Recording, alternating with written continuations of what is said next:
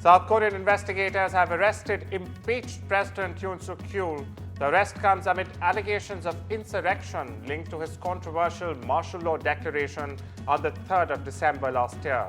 A dramatic motorcade was spotted leaving Yoon's fortified residence, where he had been holed up for weeks. Earlier on Wednesday, over 3,000 police officers and anti-corruption investigators stormed the area, facing protests from Yoon's supporters and members of his ruling People Power Party. Meanwhile, Yoon's lawyers have called the arrest illegal. 안타깝게도 이 나라에는 법이 모두 무너졌습니다.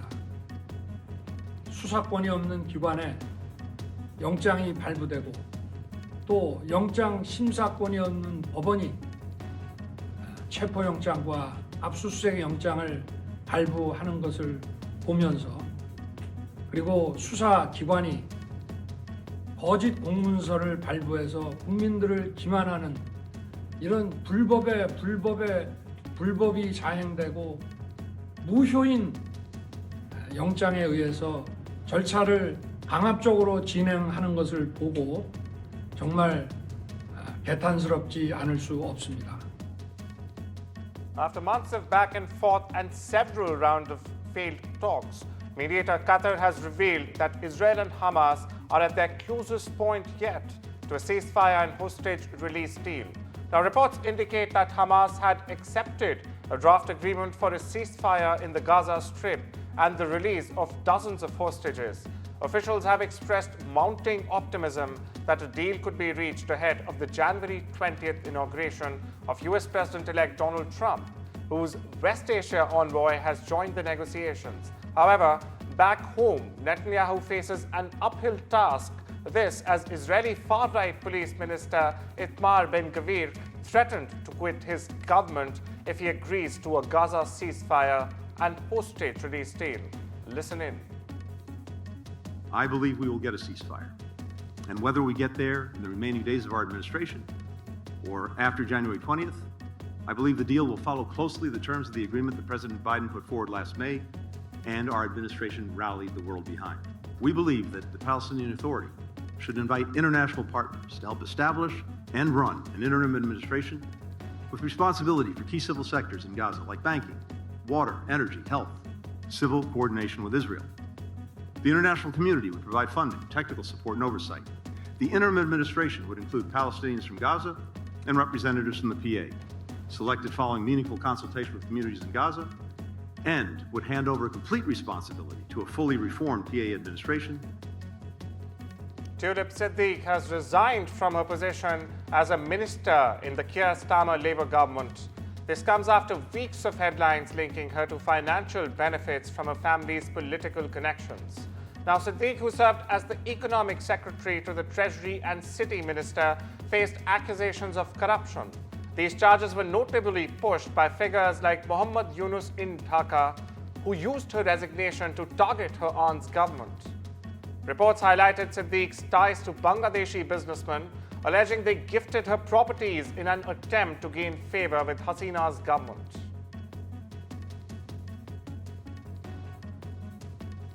The UK has relaunched free trade agreement talks with India, aiming to elevate their bilateral relationship. In Parliament, British Indian MP Jeevan Sandher highlighted trade and green technology exchanges as key focus areas between the countries. Foreign Secretary David Lammy noted his plans to invite India's External Affairs Minister to the UK. He emphasized a refreshed comprehensive strategic partnership with New Delhi. The UK-India trade relationship, valued at a staggering $42 billion, is set to grow with the resumed FTA negotiations this month. It has been paused since 2024's election. Leaders aim to use this partnership to tackle global warming and deepen economic ties. US President Joe Biden has signed a new executive order aimed at speeding up the development of artificial intelligence infrastructure in the United States. The ambitious move is designed to enable the rapid construction of large-scale data centers and clean power facilities, both critical for supporting the growth of artificial intelligence technology. The order directs federal agencies to accelerate AI infrastructure development on government sites while ensuring developers meet new requirements and safeguards. It also pushes for federal sites to host AI data centers and clean power facilities with support for connecting them to the electric grid and streamlining the permitting process. NATO is stepping up efforts to protect undersea cables in the Baltic Sea. The alliance's Secretary General, Mark Rutte, announced the launch of a new mission called the Baltic Sentry. Now, this operation will deploy frigates, maritime patrol aircraft, and naval drones to enhance surveillance and provide greater deterrence. NATO Secretary General has also emphasized the critical importance of these undersea cables, which carry over 95% of global internet traffic. Spanning a whopping 1.3 million kilometers, they secure an estimated 10 trillion in daily financial transactions. Russia's foreign minister is speaking out in support of US President-elect Donald Trump's stance on the ongoing Ukraine conflict. Sergei Lavrov welcomed Trump's signals just days before he takes office, highlighting the incoming president's pledge to bring an end to the nearly 3-year-long war. Trump has expressed skepticism about continued US military support for Ukraine and has even voiced understanding of Russia's concerns regarding NATO. At a press conference in Moscow, Lavrov remarked that the growing conversation around the realities on the ground in Ukraine is a positive shift. Трамп, став президентом, сформулирует окончательно свою позицию по украинским делам, конечно, мы будем ее изучать. Все то, что сейчас говорится, это говорится в рамках подготовки к инаугурации, в рамках подготовки к серьезным делам, как сказал сам Дональд Трамп, в рамках подготовки к въезду в офис.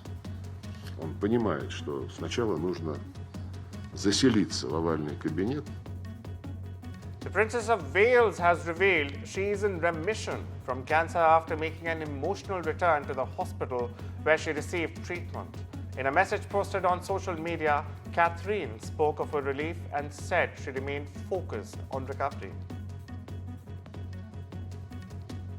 The first class of Syrian police cadets since the ouster of President Bashar Assad graduated on Tuesday from the newly reopened police college in Damascus. Now, the police college began accepting applications shortly after insurgents toppled Assad last month, ending decades of his family rule that was known for widespread surveillance, arbitrary detentions, torture, and deaths of real and perceived opponents. Osama Mohammad, a military official at the police college, said the country's new leadership under the Islamist group Hayat Tahrir al-Sham has been working on restructuring Syria's military and security forces.